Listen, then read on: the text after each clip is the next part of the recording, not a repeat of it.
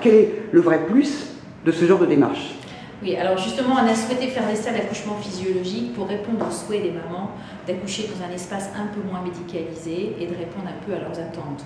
Donc on va avoir dans ces salles-là une baignoire de dilatation dans laquelle les patients vont pouvoir se relaxer pendant toute la période de la dilatation, avec une liane de suspension qui leur permet de s'étirer, un divan pour aller se relaxer, et du coup les patientes ont l'impression d'accoucher un peu comme à la maison, en tout cas de pouvoir... Oui, c'est ça la réponse, c'est un peu accoucher comme si on était chez soi. Alors on peut, entre guillemets, hein, c'est un peu comme l'accouchement à domicile, où on peut choisir d'être sans perfusion, que les choses se fassent beaucoup plus progressivement. La sage-femme va faire des touchés vaginaux de manière beaucoup moins répétée.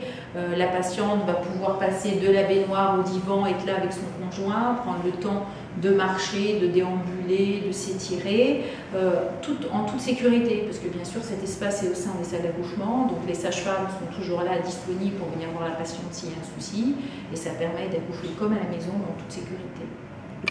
Est-ce que vous avez beaucoup de demandes? Comment ça se passe pour accéder à ces services? On a ouvert ces salles d'accouchement il y a à peu près un mois, donc le bouche à oreille c'est pas encore tout à fait fait, donc les patientes ne sont pas toujours au courant qu'il existe ces salles d'accouchement physiologiques, mais dès que la patiente ne souhaite pas de péridurale d'emblée, on nous propose d'aller dans la baignoire pour se détendre pour toute cette période avant l'accouchement. Sachant qu'on met en place là, à partir du mois de mai des réunions d'information qui vont s'appeler des réunions d'information sur le projet de naissance. Ça va permettre de présenter aux patientes la salle d'accouchement physiologique, toutes les alternatives à l'accouchement médicalisé, la péridurale, etc. Donc c'est des réunions d'information qui vont avoir lieu le mardi après-midi, a priori le deuxième jeudi. Le deuxième mardi de chaque mois, animé par une sage-femme du service pendant 2 heures. On va leur présenter cette salle, on va leur présenter les alternatives à la péridurale, avec éventuellement l'acupuncture, l'homéopathie, le massage, la réflexologie plantaire, tout ce qu'on va pouvoir leur proposer en cours de travail.